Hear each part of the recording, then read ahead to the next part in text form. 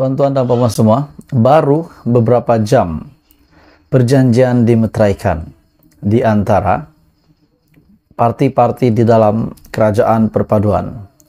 Sudah timbul satu berita yang mengejutkan. Baru semalam, perjanjian di antara kerajaan perpaduan dimeteraikan di antara Pakatan Harapan, Barisan Nasional, GPS, GRS, Warisan, dan beberapa yang lain. Sudah timbul satu berita susulan yang sangat mengejutkan. Tuan-tuan dan puan-puan semua, sudah pasti Datuk Seri Anwar Ibrahim sebagai Perdana Menteri Malaysia ke-10 mempunyai rancangannya tersendiri untuk mentadbir negara. Seperti juga Perdana Menteri sebelum ini, Muhyiddin Yassin, Ismail Sabri, Tun Mahathir, dan juga beberapa Perdana Menteri yang lain. Sudah pasti masing-masing mempunyai strategi. Dan satu berita susulan yang mengejutkan Datuk Seri Anwar Ibrahim. Saya pasti ini sangat mengejutkan. Kita kena menghormati keabsahan Perdana Menteri Malaysia ke-10 pada hari ini, kerana itu adalah lantikan daripada Agong. Satu berita yang mengejutkan yang diterbitkan di media Suara Merdeka. Satu tajuk berita yang bagi saya sangat gempar, dan ini pasti boleh mengejutkan seluruh kerajaan perpaduan, pemimpin-pemimpin di dalam kerajaan perpaduan, termasuklah Datuk Seri Anwar Ibrahim sendiri. Kerajaan kembiri luar tabi'i menurut kenyataan ini. Tapi sebelum saya teruskan hujah hari ini, tolong Anda semua tekan butang subscribe, like dan juga share supaya kamu tidak terlepas perkembangan politik daripada channel ini. Apabila Perdana Menteri Datuk Seri Anwar Ibrahim dan para pemimpin utama di dalam parti gabungan kerajaan perpaduan hari ini telah menandatangani perjanjian untuk menyokong Datuk Seri Anwar, ia menjadi satu tanda aras yang luar biasa. Ini sekaligus menjadikan kerajaan ini sebagai kerajaan kembiri luar tabi'i. Wakil rakyat tidak boleh membantah apa yang dikehendaki atau diputuskan oleh kerajaan.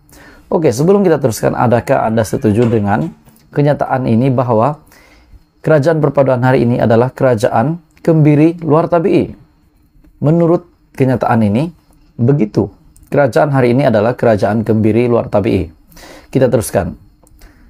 Kata kenyataan ini, teringat saya bagaimana hamba abdi dikembiri atau dikasih supaya mereka menjadi insan yang lemah dan tidak meniduri dayang-dayang di istana pula.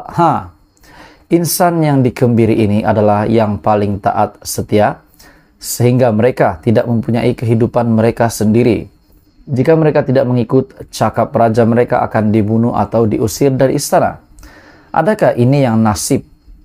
Ini nasib yang menimpa kepada menteri-menteri, timbalan-timbalan menteri, dan juga semua yang mempunyai jawatan di dalam kabinet kerajaan perpaduan dan yang mempunyai kuasa di dalam kabinet ataupun di bawah kerajaan perpaduan pimpinan Datuk Seri Anwar Ibrahim. Adakah mereka benar-benar tidak mempunyai kehidupan? Setelah seumur hidup menjadi hamba di istana, kehidupan di luar bukanlah sesuatu yang mudah menurut kenyataan ini. Dalam hal politik negara pada hari ini, wakil rakyat bukanlah hamba abdi, sebaliknya adalah wakil kepada pengundi.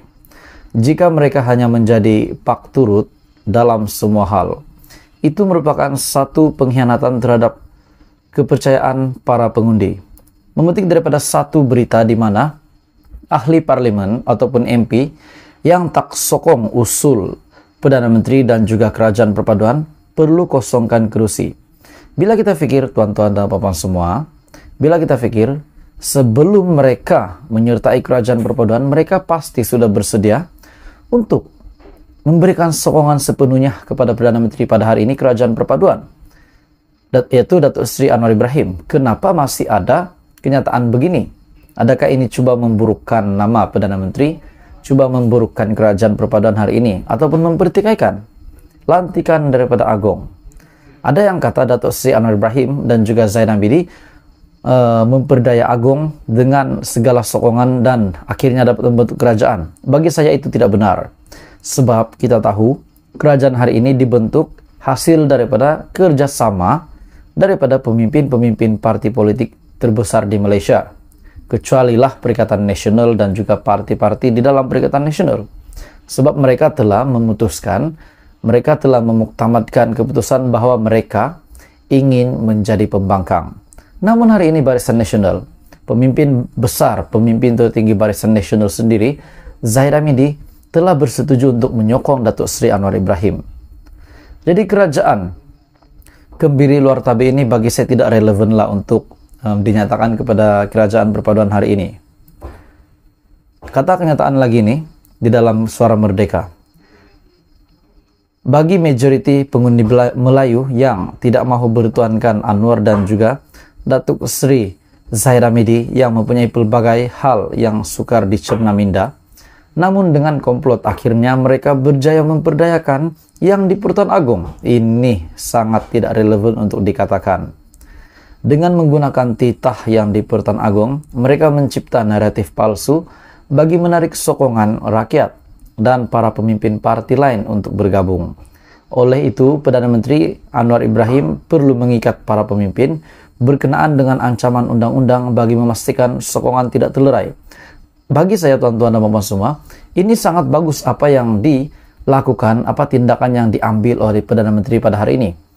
Sekiranya Perdana Menteri tidak buat begini, dan baru beberapa tempo menjadi Perdana Menteri, baru beberapa tempo di dalam penggal pertamanya menjadi Perdana Menteri, kalau tiba-tiba ramai menarik sokongan, disebabkan tiada peraturan, disebabkan tiada ikatan yang perlu dijaga, ataupun undang-undang yang perlu dikenakan kepada pemimpin-pemimpin di dalam kerajaan perpaduan, khususnya yang menjadi menteri dan juga timbalan Perdana Menteri, sudah pasti mereka suka hati nak keluar, nak masuk, nak keluar, nak masuk, ataupun nak tinggalkan kerajaan perpaduan. Jadi apa komen Anda, tuan-tuan dan puan?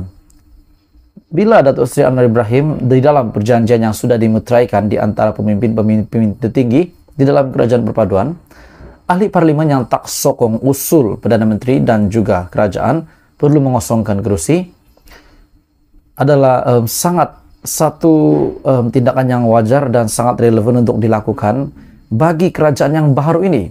Takkanlah nak biar rakyat lagi sengsara, nak biar rakyat lagi pening kepala dengan keadaan politik hari ini. Takkanlah sudah sokong Anwar, baru berapa bulan, undur diri lagi daripada kerajaan perpaduan, daripada kabinet. Dan itu pasti mengurangkan sokongan kepada Datuk Seri Anwar Ibrahim. Dan pada usul undi percaya pada 19 hari bulan ini, sekiranya Datuk Seri Anwar Ibrahim kalah, bagaimana pendapat Anda? Adakah perlu melantik Perdana Menteri baru lagi? Coba kita fikir, tuan-tuan dan puan. Saya nak tanya kamu semua, Anda semua di luar sana. Adakah sekiranya tiba-tiba Datuk Seri Anwar Ibrahim tidak mempunyai majoriti yang cukup, siapa yang akan menjadi kerajaan? Siapa yang akan menjadi Perdana Menteri?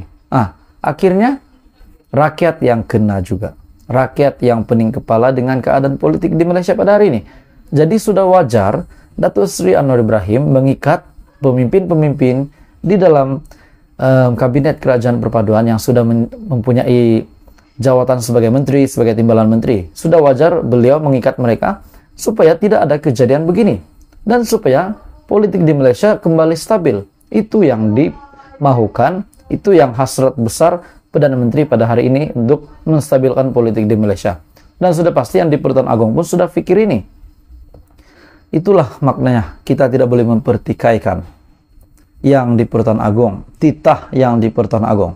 Jadi berita hari ini di mana ada satu kenyataan selepas perjanjian yang dimeteraikan di antara pemimpin di dalam kerajaan perpaduan, parti-parti gabungan, satu kenyataan daripada Suara Merdeka, Kerajaan Kebiri Luar Tabi, kenyataan beliau. Jadi bagi saya tidak setuju dengan kenyataan ini. Jadi sekiranya Anda mempunyai komen, Anda boleh komen di bawah. Teruskan bersama di dalam channel ini.